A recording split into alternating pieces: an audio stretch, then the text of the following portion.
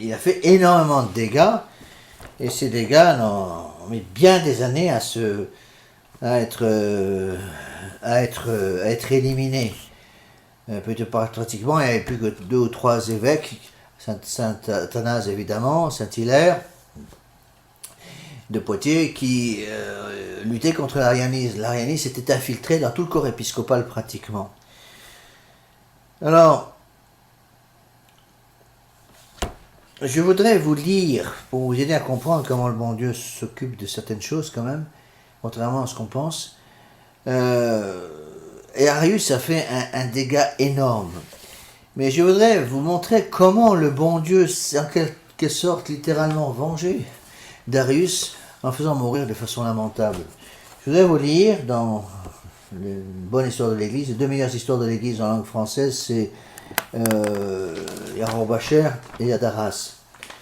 Les deux sont très importantes. Hein. Darras doit faire 40 volumes, quelque chose comme ça, Rohrbacher un peu moins. Et donc là, j'ai retrouvé le passage de Rohrbacher, c'est celui que j'ai actuellement sous les yeux. Je voudrais vous lire l'histoire de la mort d'Arius. Vous verrez comment le bon Dieu, justement, rappelle qu'il est Dieu et le grand patron. Donc, on est à l'époque d'Arius, donc 4e siècle, et 3e siècle, pardon.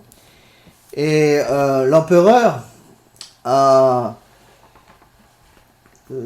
mandat, dit Rohrbacher, l'évêque Alexandre, et lui dit qu'il fallait tendre la main à un homme qui cherchait à se sauver. Alexandre s'efforça de tromper l'empereur, mais voyant qu'il ne faisait que l'hériter par ses remontrances, il se tut et se retira. Bon. Alors, les Eusébiens étaient ceux qui suivaient un évêque arien qui s'appelait Eusèbe de Nicomédie. Les Eusébiens le rencontrèrent comme ils accompagnaient Arius, qu'ils avaient pris à la sortie du palais et le menaient par la ville avec grande pompe, donc on est à Alexandrie, au Caire, en Égypte, pour le faire voir à tout le monde. Ils voulaient le faire entrer dans l'église à l'heure même, et comme Alexandre s'y opposait, ils renouvelèrent leurs menaces et lui dirent qu'ils avaient fait venir Arius à Constantinople, non, c'est pas le Caire, excusez-moi, c'est Constantinople. Ils avaient fait venir Arius à Constantinople malgré lui, et qu'ils seraient bien aussi, malgré lui, le faire recevoir à la communion le jour suivant.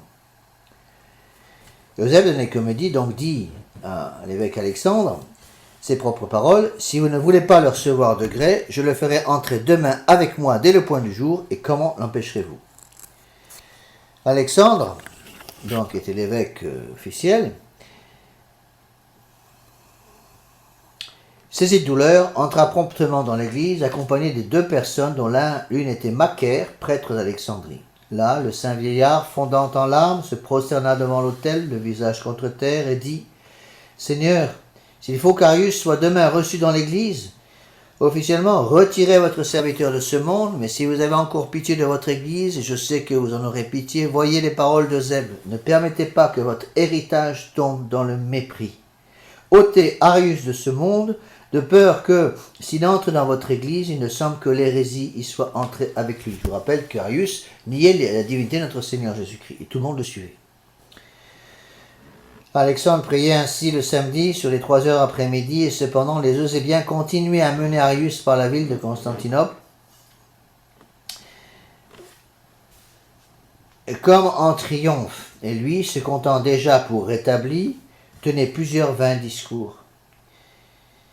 Il était près de la place de Constantin, où était la colonne de Porphyre, lorsque tout d'un coup, il changea de couleur. Donc il est amené en grande pompe avec tous les ariens, tous les hérétiques, qui veulent introduire en grande pompe dans la cathédrale de Constantinople. Et d'un seul coup, il changea de couleur. Se sentant pressé subitement de quelque nécessité naturelle, il demanda s'il n'y avait pas dans les environs quelque commodité publique. On lui en montra une, où il entra aussitôt, laissant à la porte un valet qui le suivait. Là, tombant soudain en défaillance, il se vida en même temps les boyaux, les intestins, le sang, la rate et le foie, et mourut, crevé par le milieu du corps, comme Judas. Alors évidemment, ça fait son petit effet Cette nouvelle s'étant répandue par toute la ville, les fidèles accoururent à l'église pour rendre grâce à Dieu d'une protection si visible qu'il avait donnée à la vérité, car ils ne regardaient point la mort d'Arius comme un accident naturel.